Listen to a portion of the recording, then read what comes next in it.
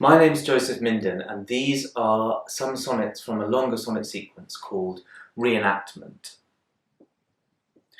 As I remember, I was a woman, and you were a man. I'd come to say farewell. I was to leave without delay. What future did we have? You were the man, the smokers Chinese, the drug Indian.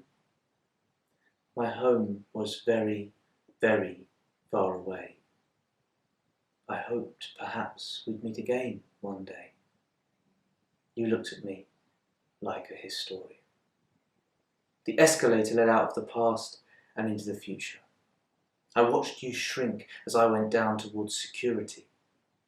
Were you crying? Anyway, the jet blast knocked me back into my seat from the brink of fancy, back towards futurity. As I remember, I was Boudica, and you were the Roman Empire. The flame of my outrage burned fiercely. Yours the blame.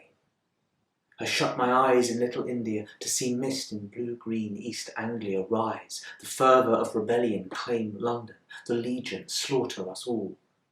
Shame, I had to remember I was not her, and could not die in a brilliant display of oppositional failure. As we stood, I knocked my cup. Cold tea made a lake. The sea.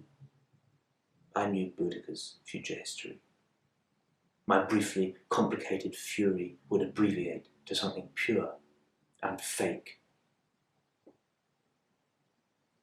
As I remember, I was King Arthur, and you were Avalon, the apple blessed, the island I would go to for my rest. I don't mean you, I mean the idea of you. You yourself were getting smaller on the shore I left behind, heading west, with my grievous head wound and a heaving chest. The traffic passed on Labour Trillion. The sun set. I slept until my nation bid me wake. The stewardess said, "We're here," gently shaking me. I left the cabin, crossed the border and sat at the station, recalling my last words to Bedivere. For in me is no trust, for to trust in. As I remember, you were King Henry V and I was Prince Hal, the younger you. I lay late in bed. You got up before the day grew hot. I joined you, eating roti at a roadside table. I was hungry, you were full. We stared past each other, the empty space between us like a mirror and a time machine. You knew me not. You were full, I was hollow. The chef span dough out expertly behind your head, a crown. For me, just bread and sack. My roti came.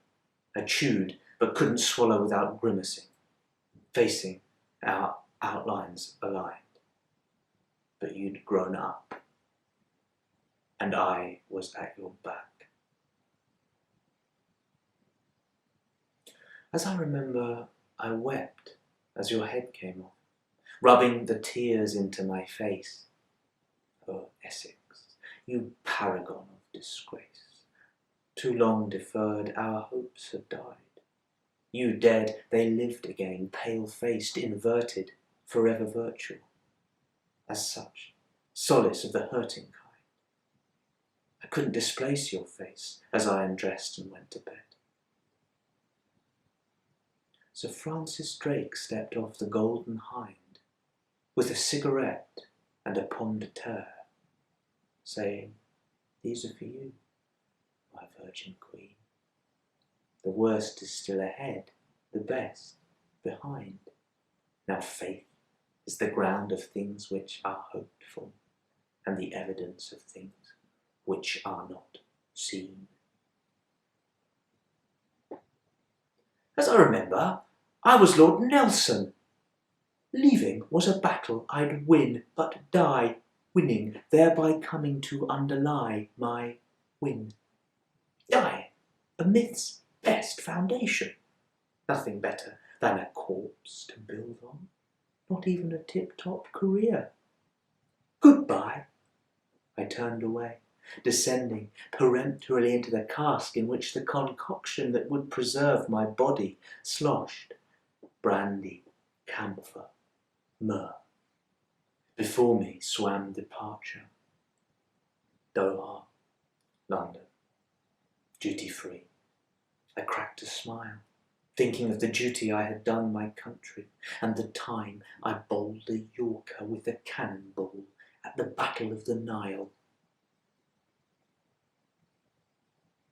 As I remember, we were not amused. Where was our bag? The carousel ran on. We hadn't time. We had to get to Osborne House. Bleary in the white light, we confused the furthest carousel with the pier we used at Gosport. A little waiting boat, the setting sun, ride beginning to twinkle on the horizon as the coastline and the Solent fused into night time. I blinked. I was alone in Heathrow. Morning. There was no we to speak of. No bag either, that was clear. The only thing in baggage reclaim was the drone of the carousels going round, empty. Somewhere the sun was setting, but not here. As I remember, you and I were men. You came striding down Lorong Love, the brass buttons twinkling on your blue naval dress. We spent the night in an opium den. Our dreams that night were a strange expansion.